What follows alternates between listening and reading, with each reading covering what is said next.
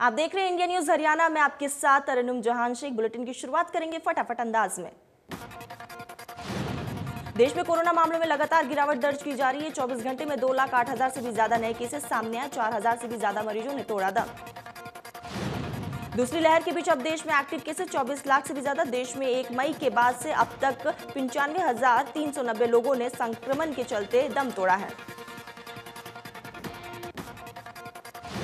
महाराष्ट्र में कोरोना के केस लगातार कम हो रहे हैं। एक दिन में महाराष्ट्र में कोरोना से 24,136 नए मरीज मिले, जबकि 36,000 से भी ज्यादा कोविड मरीज ठीक हुए। महाराष्ट्र सरकार ने कोरोना को लेकर नई गाइडलाइन जारी की है। अब नए मरीजों को कोविड सेंटर जाना होगा, यानी होम आइसोलेशन की सहूलियत को खत्म कर दिया गया है। सरकार को जानकारी मिल रही थी कि होम आइसोलेशन में रह रहे मरीजों की वजह से कई जगह पर कोरोना का प्रसार हो रहा है। इस वजह से ये फैसला लिया गया। महाराष्ट्र सरकार का कहना है कि भले ही केस कम हो रहा हो, लेकिन सावधानियां अभी भी बरतनी है। कई बार शिकायतें मिल रही थी कि होम आइसोलेशन का पालना मरीज ठीक से नहीं कर रहे, जिससे आसपास के लोग भी संक्रमित हो रहे हैं। दिल्ली में 24 घंटे में 1,000 से भी ज्यादा केसेस सामने आए हैं। 196 मरीजों ने दम तोड़ दिया है। दिल्ली में अब तक 24,000 से भी ज्यादा केसेस एक्टिव है। कृषि कानूनों के विरोध में पिछले साल शुरू हुए आंदोलन को आज 6 महीने पूरे हो गए। इस मौके पर किसान संगठन ने काला दिवस मनाने की घोषणा की। किसान संगठनों ने अपील की है कि कृषि कानूनों के विरोध में लोग अपने घरों, वाहनों, दुकानों पर काला झंडा लगाएं। किसान मोर्चे की ओर से किए गए इस आह्वान को कांग्रेस समेत 14 प्रमुख विपक्षी दलों ने समर्थन किया। किसान पिछले साल नवंबर से दिल्ली की सीमाओं पर बैठे हुए हैं और कृषि कानूनों को वापस लेने की मांग कर रहे। संयुक्त किसान मोर्चा ने प्रधानमंत्री नरेंद्र मोदी को पत्र लिखकर वार्ता की बहाली की अपील की है। किसान यूनियनों की ओर से काला दिवस मनाए जाने की घोषणा के बीच दिल्ली पुलिस ने लोगों से कोरोना की स्थिति और लॉकडाउन के कारण सभाएं न करने की अपील की। सीएम मनोहर लाल ने कोरोना पर बोलते हुए कहा कि पहली लहर के अनुभव का फायदा हुआ है। दूसरी लहर में संक्रमण दर घट रही है तो दूसरी लहर का असर सभी राज्यों में दिखाई दिया। नेता विपक्षी भूपेंद्र सिंह हुड्डा के सवाल पर सीएम मनोहर लाल ने कहा कि सहयोग की बजाय नाकामियां गिनाने में लगे थे। विपक्ष महामारी में राजनीति चमका रहे हैं। ब्लैक फंगस पर सीएम ने कहा है कि ब्लैक फंगस की दवा की हमारे सामने चुनौती है। स्वास्थ्य महकमे की टीमें गांव-गांव जा रही है। सीएम ने किसान भाइयों से सभी आंदोलन खत्म करने की अपील करते हुए कहा कि आज हम महामारी से लड़ाई लड़ रहे हैं। मुख्यमंत्री मनोहर लाल ने आईटीबी ग्रुप की भी सराहना की। उन्होंने कोरोना काल में चलाए जा रहे अभियान का जिक्र करते हुए आईटीबी ग्रुप के अभियान योगदान की तारीफ की। दवाओं के लिए चलाए जा रहे कैंपेन की भी तारीफ की। डिप्टी सीएम दुष्यंत चौटाला ने कहा है कि किसी ने नहीं सोचा था कि ऐसी महामारी आएगी। हरियाणा में रिकवरी रेट बेहतर है। दुष्यंत चौटाला ने कहा है कि हरियाणा पर एनसीआर का भार भी रहता है। दुष्यंत चौटाला ने कहा है कि ग्रामीण इलाकों में आइसोलेशन सेंटर बनाए गए। गांव की कमेटी सेंटर की देखरेख कर रही है। हरियाणा में ऑक्सीजन की कमी नहीं। दुष्यंत चौटाला ने ग्रामीणों से वैक्सीन लगवाने की अपील करते हुए कहा है कि डॉक्टर्स ने दिन रात एक कर महामारी में लड़ाई लड़ी। प्रदेश की जनता का सहयोग मिला। पुलिस महकमे ने अपनी जिम्मेदारी निभाई।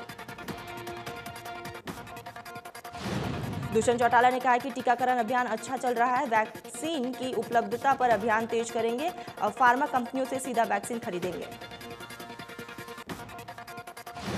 नेता विपक्षी भूपेंद्र सिंह हुड्डा ने कोरोना पर बोलते हुए कहा कि इस महामारी में सभी को एकजुट होकर लड़ना है। लक्षण दिखाई देने पर टेस्ट जरूर करवाएं। हुड्डा ने कहा है कि आंकड़े छुपाने से समस्या का समाधान नहीं होगा। गांव में मौतों का आंकड़ा छिपाया गया। भ्रामक प्रचार करने वालों पर कड़ी कार्रवाई। हुड्डा ने कहा है कि अभी भी हमें तैयारी करनी पड़ेगी। अकेले सरकार की जिम्मेदारी नहीं है, जनता को भी जिम्मेदारी समझनी होगी। कोरोना से निपटने के प्रयास करने चाहिए। ग्रामीणों से वैक्सीन लगवाने की अपील करते हुए कहा है कि ग्रामीण इलाके में टेस्टिंग बढ़ानी होगी और वैक्सीन की कोई कमी नहीं होनी चाहिए। और पल गुर्जर ने कहा कि कोरोना से केस कम होना शुभ संकेत है। तीसरे लहर को लेकर सरकार तैयार है। होम आइसोलेशन में मरीजों को किट दी गई। कंवरपाल गुर्जर ने कहा है कि आने वाले समय में स्कूल खुलेंगे। 8वीं से 12वीं कक्षा के बच्चों को टैबलेट दिया जाएगा। बच्चों की शिक्षा में कोई भी कमी नहीं होगी। ई अधिवेशन से जुड़े बिजली मंत्री रणजीत सिंह ने कहा है कि ऐसी बीमारी पिछले 100 साल में नहीं देखी। किसी को अनुमान नहीं था कि इतनी तैयारियां करनी पड़ेगी। बिजली मंत्री ने कहा कि लॉकडाउन में बिजली बिलों पर सरचार्ज नहीं लगेगा। जगमग योजना के तहत 24 घंटे बिजली दी जा रही है। ये अधिवेशन से परिवहन मंत्री मूलचंद शर्मा भी जुड़े। मूलचंद शर्मा ने कहा है कि बीमारी को लेकर मजाक नहीं समझे। कोरोना से लड़ने के लिए सरकार काम कर रही है। खेल मंत्री संदीप सिंह ने कहा है कि ऐसे मुश्किल समय में युवा खिलाड़ियों को मानसिक तौर पर तैयार करना चुनौती है, जिसके लिए खेल विभाग लगातार कोशिश कर रहा है। कृषि मंत्री जेपी दलाल ने कहा है कि सब मिलकर कोरोना महामारी से जंग लड़ रहे हैं। किसानों से अपील है कि वो लोगों का सहयोग करें। महामारी को देखते हुए अपना धरना खत्म करें। जेपी दलाल ने कहा है कि सभी को कोरोना प्रोटोकॉल मानना चाहिए। कोरोना नियमों को लेकर ढिलाई नहीं करनी चाहिए। किसानों को आगे आकर वैक्सीन लगवानी चाहिए। ये अधिवेशन से जुड़े इनेलो नेता अभय चौटाला ने कहा है कि सरकार दिक्कतों को दूर करने में असफल रही। चौटाला गांव में आज भी ऑक्सीजन की कमी है। अस्पताल में डॉक्टरों की भी कमी है। कांग्रेस के पूर्व अध्यक्ष राहुल गांधी ने ट्विटर के कार्यालय पर दिल्ली पुलिस की छापेमारी को लेकर ट्वीट किया। राहुल गांधी ने हैशटैग टूल किट के साथ ट्वीट किया कि सत्य डरता नहीं। पंजाब नेशनल बैंक घोटाले में अभियुक्ता और भगोड़ा हीरा कारोबारी मेहुल चौकसी के लापता होने की खबर है। चौकसी एंटीगुआ और बारूगुड़ा में लापता हो गया है।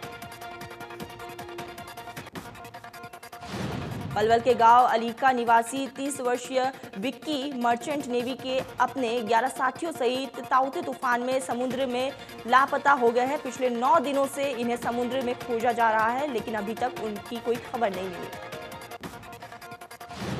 वही गांव में युवक के घर में मातम पसरा हुआ है। परिवार के लोग राज्य सरकार और महाराष्ट्र सरकार से मदद की गुहार लगा रहे हैं। इसके लिए परिवार की तरफ से मुख्यमंत्री और प्रधानमंत्री कार्यालय को भी पत्र लिखा गया।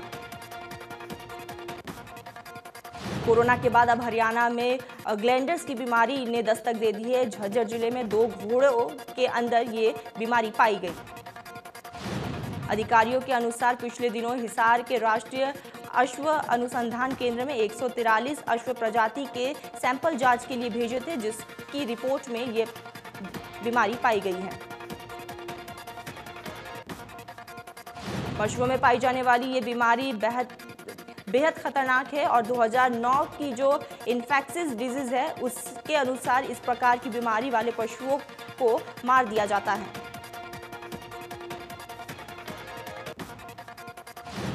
सिरसा में यातायात थाना पुलिस ने बाजार में चालान काटने का अभियान चलाया। सदर बाजार में यातायात थाना प्रभारी के नेतृत्व में टीम ने वाहनों को रोककर कागजात चेक किए और नियमों के अवहेलना करने वालों के खिलाफ चालान काटे।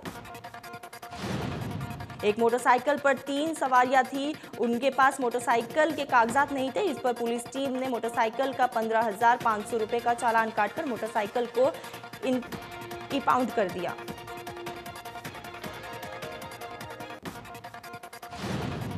सागर धनकर हत्याकांड में फंसे पहलवान सुशील कुमार को नार्दर्न रेलवे ने सस्पेंड कर दिया है। वे सीनियर कमिश्नर मैनेजर के पद पर तैनात थे। सुशील दिल्ली गवर्नमेंट में डेप्यूटेशन पर थे, जिसको दिल्ली गवर्नमेंट ने आगे बढ़ाने से इनकार कर दिया है। करनाल में ब्लैक फंगस का प्रकोप देखने को मिल रहा है। जिले में अब तक कोरोना फंगस के 25 मामले सामने आए हैं। वहीं 41 ब्लैक फंगस के संदिग्ध मामले हैं, जिनकी रिपोर्ट अभी आनी बाकी है।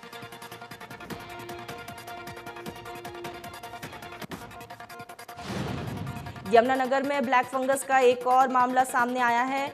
48 साल के व्यक्ति में ब्लैक फंगस का लक्षण मिला है। मरीज करनाल के इंद्री का रहने वाला है। 19 मई को निजी हॉस्पिटल में इलाज के लिए भर्ती हुआ था। अब जिले में ब्लैक फंगस के 2 मामले सामने आए। बिजली मंत्री रंजीत सिंह ने कहा है कि राज्य सरकार द्वारा अपनी ओर से कोरोना महामारी के दौरान लोगों को हर संभव सहायता पहुंचाने के लिए युद्ध स्तर पर कार्य किया जा रहा है। इस महामारी से दुनिया के बड़े बड़े देश अछूते नहीं रहे और उन्हें भी दिक्कतों का सामना करना पड़ा। उन्होंने बताया कि सिरसा और फतेहाबाद में गांव के डॉक्टरों की एक बैठक बुलाकर उन्हें मरीजों की देखभाल के संबंध में जानकारी दी गई है। जहां पहले 1350 मरीज कोरोना के आया करते थे, अब वो घटकर 137 मरीज रह गए। बिजली मंत्री ने कहा कि ब्लैक फंगस वायरस से होने वाली बीमारी नहीं है। ये बीमारी ज्यादातर शुगर मरीजों या स्टेरॉइड लेने वाले व्यक्तियों में देखा जा रहा है। उन्होंने कहा कि ब्लैक फंगस बीमारी से संबंधित इंजेक्शन को राज्य सरकार द्वारा इंपोर्ट करवा देना चाहिए। झज्जर में ब्लैक फंगस से 3 मरीजों ने दम तोड़ दिया है। इसकी पुष्टि खुद जिला स्वास्थ्य विभाग द्वारा की गई है। ब्लैक फंगस से दम तोड़ने वाले इन मरीजों का इलाज मेडिकल कॉलेज में चल रहा था। वर्ल्ड कॉलेज में अब ब्लैक फंगस के 6 मरीज भर्ती है। 2 मरीज झज्जर जिले के हैं और 4 मरीज रेवाड़ी जिले से है संबंध रखते हैं। जिला स्वास्थ्य विभाग ने जिले में ब्लैक फंगस के 3 मरीजों की मौत होने के साथ साथ कोरोना से 15 मरीजों की मौत होने की भी पुष्टि की है।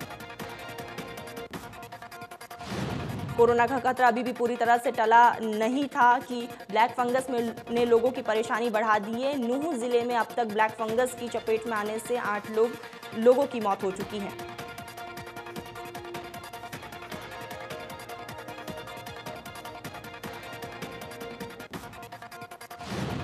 Deputy civil surgeon doctor Vijay Kumar ने बताया कि नूंह जिले में 5 मरीज है और बाकी 3 मरीज दूसरे जिले में मेडिकल कॉलेज में भर्ती किए गए हैं। जहां तक ब्लैक फंगस के इंजेक्शन की बात है तो पीजीआई रोहतक से डिमांड करने पर वहां से दवाइयां मिल रही हैं। पलवल में यमुना नदी से रेती चोरी करने वाले डंपर चालक ने पुलिस पार्टी पर डंपर चढ़ाने का प्रयास किया। पुलिसकर्मियों ने इधर उधर कूदकर अपनी जान बचाई।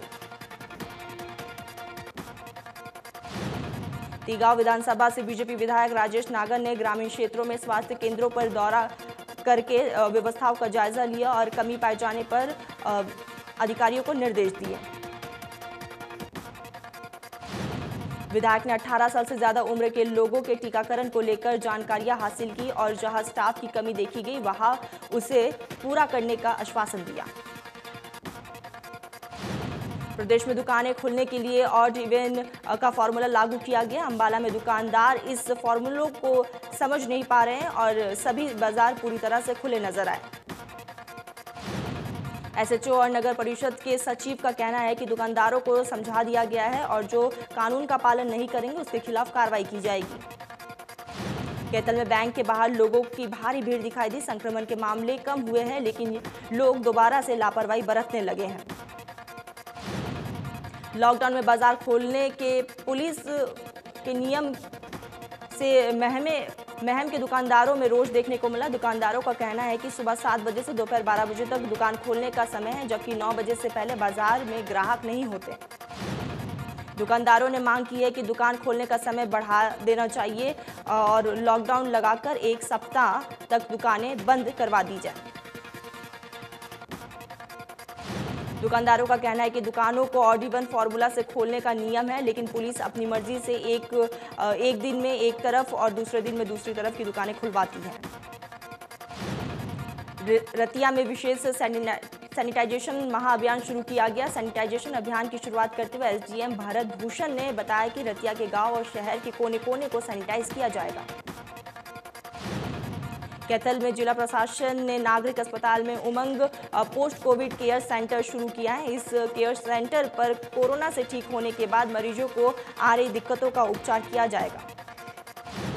इस सेंटर में योग और प्राणायाम की शिक्षा के लिए परीक्षित और तैनात किए गए हैं। Civil surgeon doctor Om Prakash ने ये जानकारी दी। सिरसा में अब तक ब्लैक फंगस से 10 लोगों की मौत हो चुकी है। 50 मामले अब तक रिपोर्ट किए जा चुके हैं, जिनका अलग अलग अस्पताल में उपचार चल रहा है। कैथल के उपायुक्त सुजन सिंह ने पहोला चौक पर रोड कोर्स सोसाइटी के सौजन्य से लोग पुलिस और कर्मियों और आंगनबाड़ी वर्कर्स को मास्क बांटे। जिला उपायुक्त ने कहा कि कोरोना से बचाव के लिए मास्क जरूरी है, लोगों को संक्रमण से बचाव के लिए जागरूक किया जा रहा है। कैथल में खबर का असर देखने को मिला है। वैक्सीन बदलकर लगाए जाने वाले मामले में अनियमितताएं पाई गई है। डीसी ने मामले की जांच के आदेश दिए। नागरिक अस्पताल में कार्यरत डॉक्टर के लापरवाही बरतने का मामला संज्ञान में आया था। महिला को ऑक्सीजन लगाकर कोविशील्ड का प्रमाण पत्र दिया गया था, जबकि उसका डेटा ऑनलाइन नहीं किया गया। जांच अधिकारी ने अपनी रिपोर्ट उपायुक्त को सौंपी, जिसमें सर्टिफिकेट अपलोड न करने के मामले में अपनी जांच रिपोर्ट में अनियमितताएं होनी बताई। कुरुक्षेत्र में ब्लैक फंगस का पहला मामला मिलने से हड़कंप मच गया, जिसकी स्वास्थ्य विभाग को सूचना दी गई। मरीज को इलाज के लिए कल्पना चावला मेडिकल कॉलेज में भर्ती करवाया गया। सिविल सर्जन ने कहा है कि जब से ब्लैक फंगस के केस सामने आने शुरू हुए, तब से विभाग अलर्ट पर है। वो खुद और सभी डिप्टी सिविल सर्जन सरकारी और निजी अस्पतालों पर निगरानी रख रहे हैं। ब्लैक फंगस के बढ़ते मामलों के बाद ड्रग कंट्रोल डिपार्टमेंट सख्त हो गया है। सिरसा में आयुर्वेदिक दुकान में स्वास्थ्य विभाग की टीम ने छापा मारा और दवाइयों के सैंपल लिए। ड्रग इंस्पेक्टर ने बताया कि विभाग स्टेरॉइड को नियंत्रण करने के लिए अलग अलग दुकानों में छापेमारी कर रहा है। इस दुकान पर स्टेरॉइड मिले हैं, फिलहाल जांच जारी है। टोहाना के संगम कोविड केयर सेंटर में मरीजों को बेहतर वातावरण मुहैया कराने के लिए नया तरीका अपनाया जा रहा है। अस्पताल में कोविड मरीजों के साथ चिकित्सकों का डांस वाला वीडियो वायरल हो रहा है। अस्पताल की इस तकनीक के सकारात्मक परिणाम भी सामने आ रहे हैं, जिसके चलते एक बुजुर्ग 70 वर्षीय महिला की ऑक्सीजन लेवल 85 पर था, सुबह 52 पर पहुंच गया। भवानीखेड़ा के गांव तिगड़ाना के खेतों में पानी लगाने आए युवक की दूसरे युवक ने कस्सी मारकर हत्या कर दी। पुलिस मामले की जांच में जुटी। अंबाला पुलिस ने कालाबाजारी करने वालों के खिलाफ सख्त कार्रवाई की। अंबाला पुलिस ने नकली रेमडेसिविर इंजेक्शन की कालाबाजारी करने के आरोप में अभी तक 11 लोगों को गिरफ्तार किया। पलवल में परिवार को लाठी डंडों से बुरी तरह से पीटने का वीडियो सोशल मीडिया पर वायरल हो रहा है। वीडियो में हमलावर 85 वर्षीय बुजुर्ग महिला को पीटते हुए दिखाई दिए। मारपीट में पीड़ित परिवार के कई लोग गंभीर रूप से घायल हो गए। पुलिस का कहना है कि दोनों पक्षों से शिकायत लेकर कार्रवाई की जा रही है। पीड़ित परिवार का कहना है कि उनके पड़ोस तंत्र मंत्र का काम करते हैं, जो नहीं चाहते कि उनके अलावा कोई और दूसरा आसपास में हवन और यज्ञ या फिर सुंदरकांड करें। सोनीपत में बीजेपी जिला प्रवक्ता के गोदाम से 3 लाख के कपड़े चोरी होने का मामला सामने आया है। लॉकडाउन का फायदा उठाकर चोर 3000 मीटर कपड़ा लेकर फरार हो गए। कपड़ा व्यापारी ने बताया कि लॉकडाउन के चलते दुकानें बंद थी। सरकार के आदेश में जब दुकान खोली गई तो देखा कि गोदाम से कपड़े गायब हैं। पुलिस को पीड़ित व्यापारी ने शिकायत दी। पुलिस ने केस दर्ज कर आरोपियों की तलाश शुरू कर दी। बरनाला चंडीगढ़ राष्ट्रीय मार्ग पर बड़बर टोल प्लाजा पर किसानों का धरना जारी है। टोल कंपनी की ओर से कर्मचारियों को तनख्वाह न दिए जाने के रोष में किसानों ने रोड जाम किया। कांग्रेस सरपंच की वहां से गुजरने को लेकर किसानों के साथ तकरार हो गई। तकरार इतनी बढ़ गई कि सरपंच ने अपना रिवॉल्वर निकाल लिया और धक्के के साथ गाड़ी किसानों के जाम में ले जाने की कोशिश की। पुलिस ने मौके पर पंचकुला मामले को शांत करवाया और सरपंच को हिरासत में ले लिया। पूरे मामले की वीडियो सोशल मीडिया पर वायरल हो गई।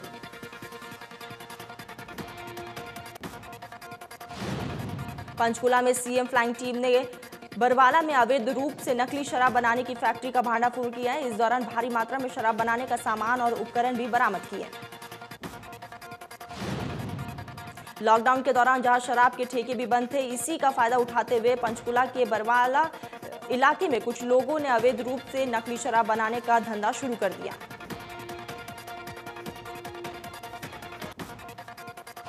साइक्लोन यास ने बंगाल की खाड़ी में तेजी पकड़ ली है और ये तूफान बंगाल और ओडिशा के तटियों से टकरा सकता है। बंगाल और ओडिशा के तटीय इलाकों में तेज हवाओं के साथ बारिश हुई। बंगाल ओडिशा के तटीय इलाकों में लोगों को निकालकर सुरक्षित जगहों पर ले जाने का काम जारी है। एनडीआरएफ समेत कई एजेंसियों ने मोर्चा संभाल लिया। ओडिशा के बालासोर कोस्ट के पास चांदीपुर में तेज बारिश शुरू हो गई है। यहाँ समुद्र भी ऊंची ऊंची लहरें आने लगी है। लोगों को हिदायत दी जा रही है कि समुद्र इलाके से दूर रहें। साइक्लोन यास के आहट से पहले ही एजेंसियों ने मोर्चा संभाल लिया। एनडीआरएफ की कई टीमों को बंगाल ओडिशा में तैनात किया गया। एनडीआरएफ के अलावा भारतीय नेवी को भी अलर्ट पर रखा गया है। बीते 2 दिनों से ही समुद्री इलाकों के आसपास मछुआरों को आज वापस लाने की प्रक्रिया चालू थी। सीबीआई के नए डायरेक्टर की कमान सुबोध जायसवाल को सौंपी गई है। उनका कार्यकाल 2 साल का होगा। सुबोध जायसवाल मुंबई पुलिस कमिश्नर का भी पदभार संभाल चुके हैं। सुबोध जायसवाल 1985 बैच के आईपीएस ऑफिसर हैं।